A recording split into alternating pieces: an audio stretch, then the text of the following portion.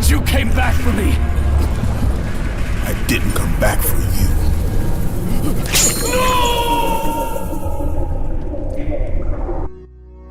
For me, it has been a long time coming. For years, I have watched my friends play these games and all I hear about is how great they are. At some point, I knew I was going to get around to play them, I just didn't know when. Once God of War for PS4 came out and it won Game of the Year, all I wanted to do was play that game, but I did not want to get into it without having not played the first 3. So I went to my local retro game store, picked up the first 2 God of War games on PlayStation 2, and I finally beat the first God of War, and I am here to give you guys my thoughts on how I felt about the game. So after hours of playing this game, the biggest thing I took away from it was variety. There are so many ways to fight your enemies and it doesn't become stagnant. I was having fun slashing down my enemies from the start all the way until the end. There are actually very little things I could complain about this game. The story is very well done with Kratos being your main character, a warmongering psycho that kills anything and everything in his way until he becomes defeated and seeks out Ares, the god of war, to aid him. As he does this, Kratos is essentially cursed to do his bidding forever until Kratos just has had enough due to a tipping point that he comes across. From this point forward, you are on a mission to kill the God of War. On this journey, you will go across a multitude of different and stylish levels. The designs for this world is just amazing, from Athens, Desert of Lost Souls, the Hades Temple, Hades itself, and much more. The graphics are obviously outdated, but the cutscenes are still pretty good to look at. It just shows how they really cared about the way this game turned out. With this being a PlayStation exclusive, Santa Monica Studios outdid themselves when this was released back in 2005 and giving Sony a household name for the company. As you play through the game, you will be given a multitude of weapons and abilities to defeat your foes. Your main weapon being the Blades of Chaos, 2 blades held by chains that allow you to throw them and reach enemies from a distance. You will then have the ability to strike down your enemies with Poseidon's Rage that brings down a hellstorm of lightning in a small radius around you. Medusa's Gaze that turns everyone into stone for a short time and you can crush them while they're in that state. Zeus's Fury that allows you to shoot bolts of lightning from your hand to enemies from a far distance. And my personal favorite, Army of Hades that summons the souls from the underworld to defeat your foes. This is a great tool to use for big hordes of enemies all at once.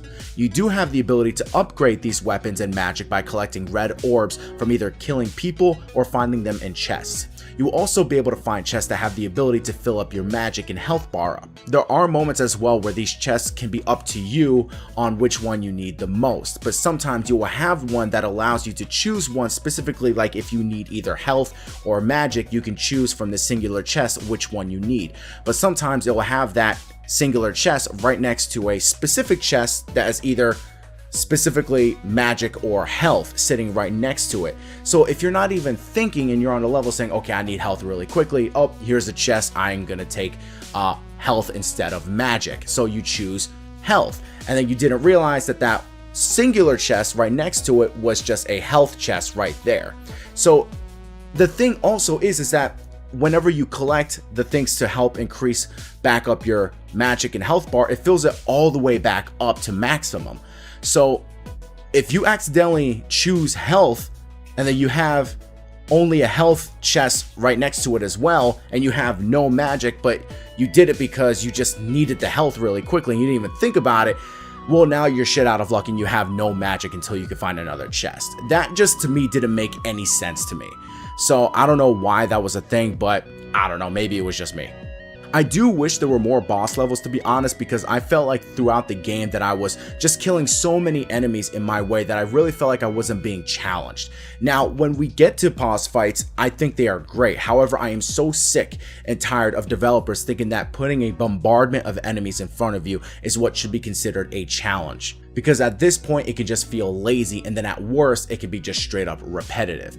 Now, thankfully, they do add some downtime in the game that makes you step away from the violence and do some puzzle solving, which I honestly think is a great way to add variety to your game. And puzzles that don't need to strain your brain as well, because I will admit, I am not the brightest person out there, so I am a very simple-minded person when it comes to certain things like this, which is why whenever I am playing a co-op game that requires puzzle solving, I move over and look to my buddy and I'm like, you got this, right? There are also some quick time events that you can perform to kill your enemies as well. At some point, once you are strong enough, you won't need to perform these unless there are a boss that requires you to do them to finish the battle.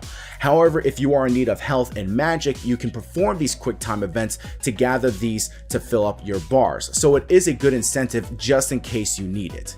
The camera is fixed as well, so there's no way that you can move it around, which can sometimes feel a bit weird because there may be moments where it isn't in the best position, but that's not too often. But it is set up like this for a reason, because this kind of makes you wander off to certain places that the camera may not be looking at, which rewards might be hiding, like Gorgonized or feathers that increase your maximum for both your health and magic bars. The game is decently long as well, being about 12 hours of gameplay if you take your time to explore and find hidden rooms and chests.